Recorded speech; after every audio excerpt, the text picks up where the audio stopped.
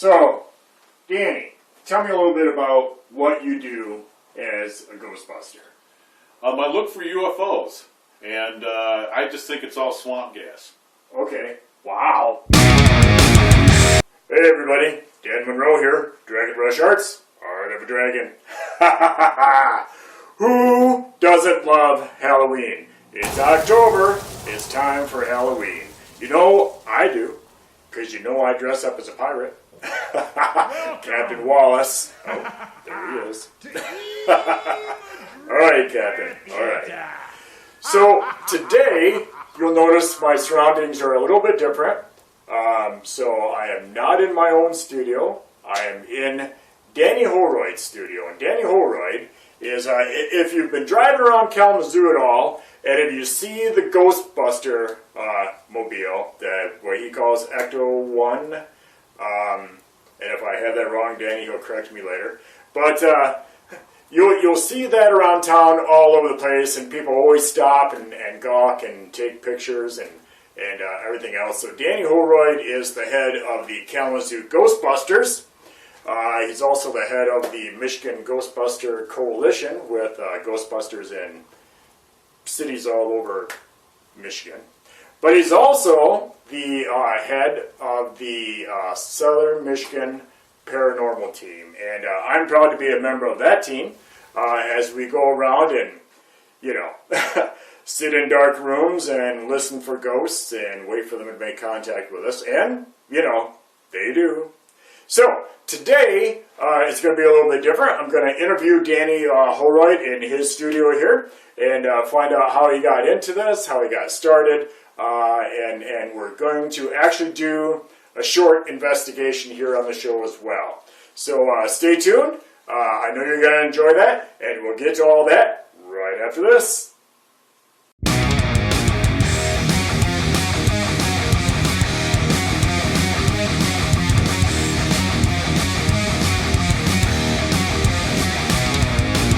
Alright everybody, here we are. We're in the den, just like I said. This is Danny Holroyd, this is his den, this is his studio.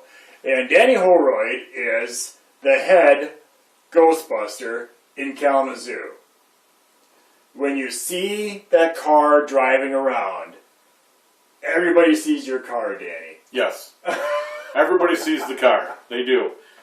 Just had somebody today. They're pulling up on the highway and they're honking and he's driving and he's, you know, and I get concerned because he starts getting really close to the side of the car.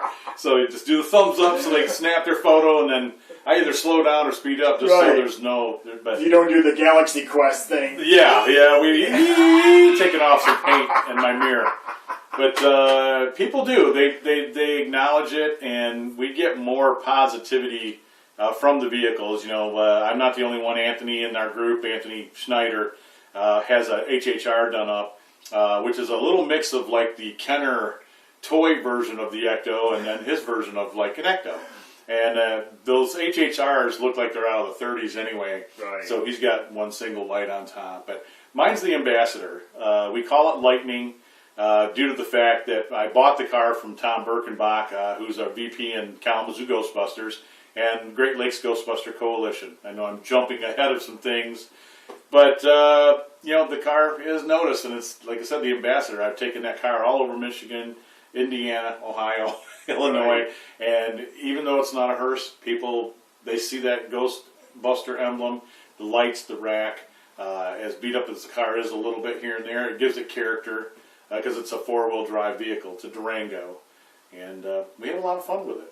It's iconic, I tell you. It's iconic. It's turning into that. It's growing its own life. We started a Facebook page called Ecto DR1, and I haven't been keeping up with it, and I'm getting hate mail from people who are like, we really like your adventures because you were, every place you were going, you'd snap a photo, and I kind of fell off because I've taken a few fun trips with my wife, and she's like, better get your photo for the thing, and there's a few I haven't posted yet because she's in a few of them too.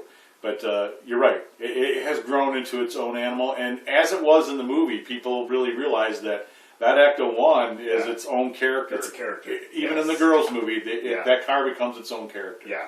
For sure. And people are making them Volkswagens, Mini Coopers, H3s, you know, those Hummers, which are beautiful. Yeah. Love to have one of those. Oh, yeah. You name it, whatever car is out there. I started out with a Jeep, and there's a bunch of Jeeps now, whether it be, you know, like a Wrangler style or like the Jeep Cherokee style. Again, you name the car, I guarantee I can pull it up on Facebook, and there's an Ecto. Yeah. And it's beautiful. It's beautiful to see, and everybody does his own thing. And you know, I don't diss on anybody else's car, because there's some people who are happy with just a sticker and maybe a light or just stickers on the doors. So it's kind of a resemblance of a Ghostbuster car. And, right. They're doing just what we're doing. We're kind of paying it forward with a lot of fun and joy. So that's absolutely. And you know what you do? You travel around and you make a lot of appearances at events, and especially with kids, I know. Right. I know you do the burn camp, you know, things and everything as well. So. And that's dear to the heart. That's dear to the heart. The burn camp itself is right here by us. It's less, even a mile from here where we're sitting tonight. Yeah. And I said, that's in our backyard. And I looked into it, and it's an actual camp that I went to when I was a kid. Nice. Pretty late camp, you know. Oh, yeah. And I thought, this hits home in so many ways. And that's kind of what that initially started where I'm at with this. And here we are 5 years into it, and we got 13 other groups that I oversee as the president of the coalition. Not only that, but running the Kalamazoo guys with the help of Tom Birkenbach and Anthony Schneider, you know, vice president and 3 co-founders. Wow. And I don't know, we've just done so much. The thing is, too, you not only do the Ghostbusters, but you also do SMP. Well, Southern Michigan Paranormals, and you are a member. Right. And I started that in loosely 2006, 2007 as the Paranormals. And it was me and another individual. And, you know, there was a splitting that happened eventually. But we ended up meeting some other like-minded folks that felt that they wanted to merge their group with ours. It didn't really work out to the best benefit. And instead of, you know, having some stuff change, instead of being the Paranormals, we became the Southern Michigan Paranormals, SMP for short. And I'm not the one that came up with that. That was the person that got me interested in really starting a group. I'd had stuff happen to me all my life, as you have as well. Right. And it took me 2006, 2007 to realize that I want to do a little bit more. And honestly, I was in the mode of trying to get something together before the shows even hit the sci-fi and the airwaves. Right. But here and there, formed the group and started recruiting people, and it was tough going for the first year or two. It was just me and, you know, my partner and maybe one other person that we came across, and we had some folks that seemed interested. But then when they found out that there was going to be like work kind of involved, you know, no work, without a paycheck, we just want the fun part. Yeah, right. They all wanted to do the ghost hunting thing, but nobody wanted to do review or evidence, and I wanted it to be taken serious too.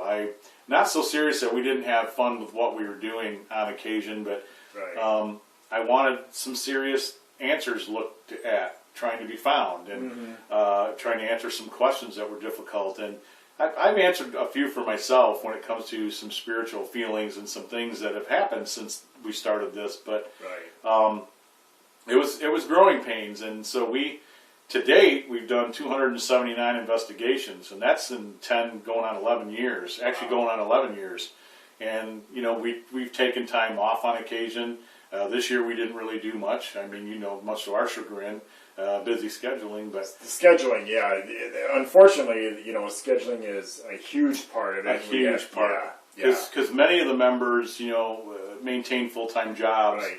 And you take time away from your family and other things sometimes to do these. And, you know, I ended up meeting you a few years after that, and we had done some major stuff here in town. We'd been on TV all over Michigan, and that's not what it was about either. But it was nice to get some recognition, papers, Encore magazine a couple times.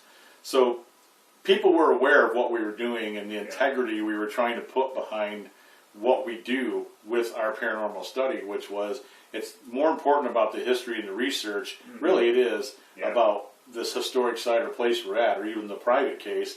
And then if you want to hear the cool paranormal stuff we may have captured or encountered, I'd love sharing that. That's the the great byproduct of doing what we do. Right. And you've been at the tour a few times, and you see too that means a lot to people sometimes. And you know, they get more of a thrill, I think, out of the real stuff we've encountered than, you know.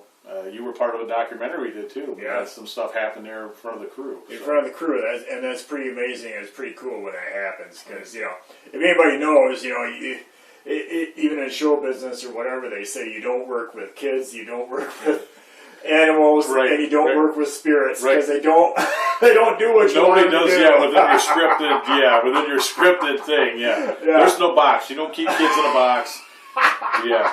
And good luck. That's all I'm going to say. Yeah. I've done a little bit of both. The Ghostbuster stuff too. With kids, sometimes you just think, oh no. Yeah. You know, and then you've got to just kind of roll with the punches and they come up with things it. that you didn't plan Oh for. yeah, do things to you, and you just got to roll with it.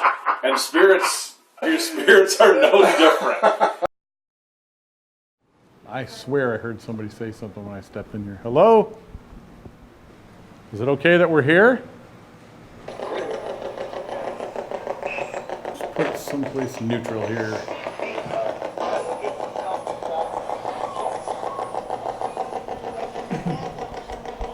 Hello?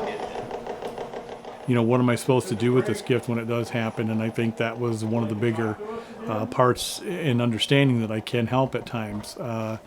I want to give not only the living, you know, a voice and to help out with their needs, but I'm here for, I guess, the dead. You know why Dan and I are here tonight?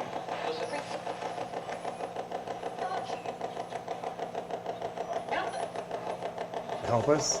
Yep. Yes. Help you what? We don't understand. What do you need help with? You want to move on to the other side? It kind of progressively happened as I got older because I lived in a home that seemed to have some activity on the west side of Kalamazoo. And having that interest is really what drove me to get more involved as I did. I picked up everything I could find at the library, and you know, the shows were hitting the air. So really that kind of drove and pushed me more and more.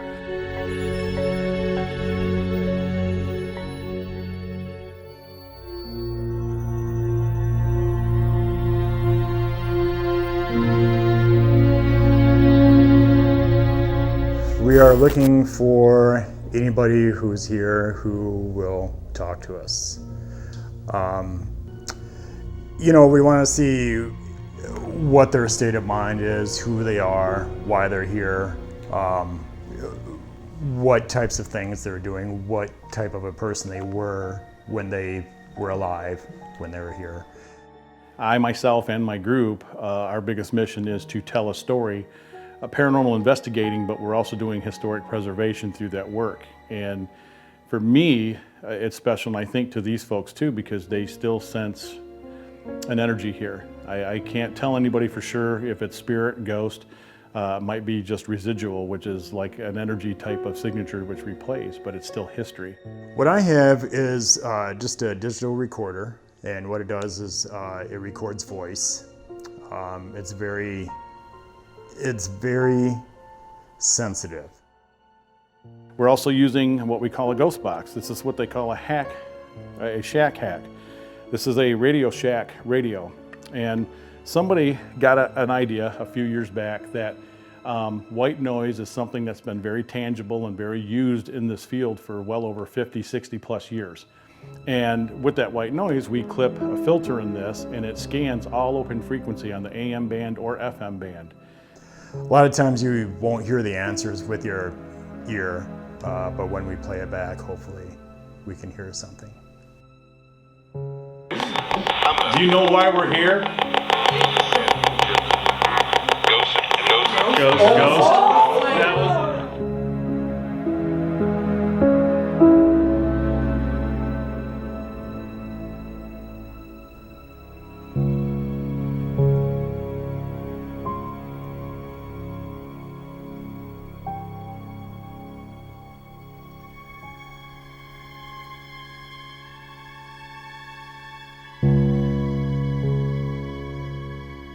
If EVP session in the toy room, I will ask everybody to say their name, including the crew. That way, if we get a voice, we know it's none of us.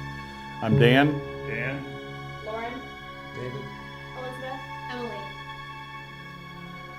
Is anybody in here, any children that would like to speak to us? I've been here before, so you know me. And you know you can talk into this red light in Dan's hand. We're not here to ask you to leave. We're not here to harm you. Maybe you can move something in here to let us know you're in the room with us. Maybe tap on something. Find any neat toys here to play with? So want to play with some of the dolls?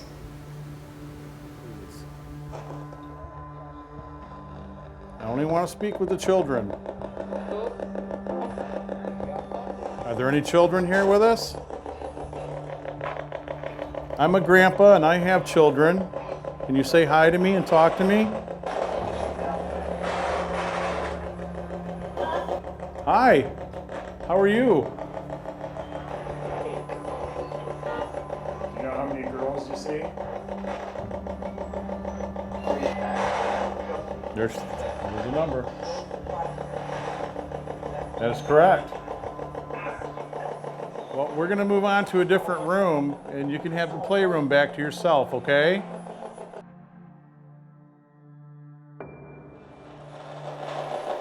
What is your name?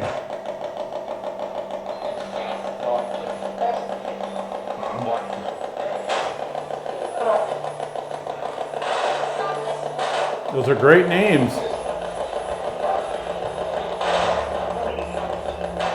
Did you live here in the house?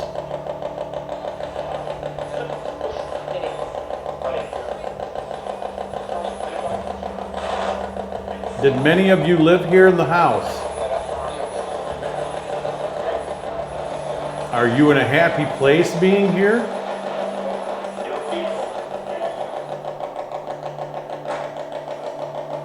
I swear I heard kill people in there. Did you hear that? If we have anybody here that's negative, we don't wish to speak to you. We only want to talk to the people that are positive and that want to communicate.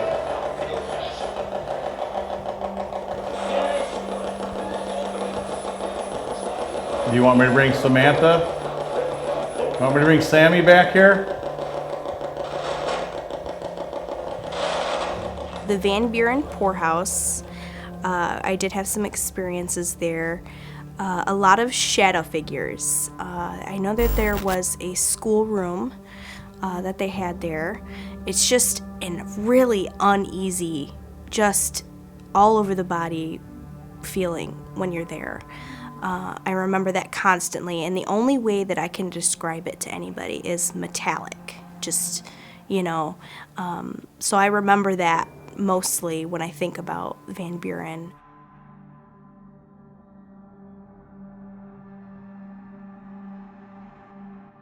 When I was younger, becoming part of the paranormal world, I was a little skeptical, you know, because what are my friends gonna say? I was that teenager that was afraid of what other people thought, and my dad was a person that wanted to put it all out there.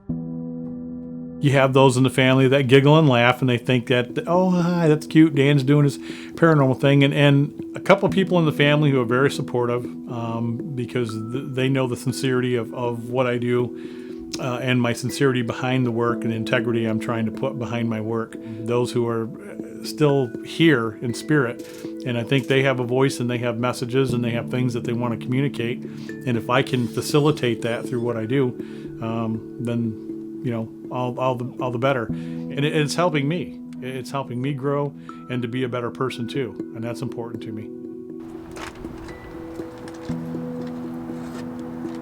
We're going to use Sheep Man's wigs to fix it.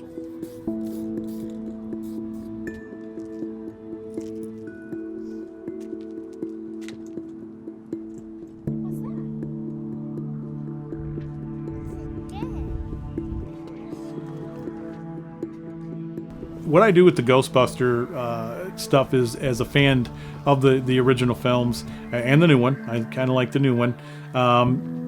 I dress up and I have a pack and I have Ecto-mobile. And what I do is I go out with this group that I've started.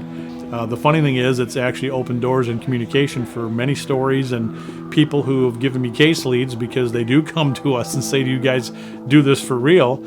Sometimes even they know we're dressed as Ghostbusters. And we go and visit children's hospitals with this because it's a fun fandom. And we visit the kids. We try to change their outlook, on their situation. We do a lot of fundraising with it too, and through that fundraising, again, we are able to reach out to community, show them that we care by sharing something that we love. All right, I'm going to turn this off. Thank you.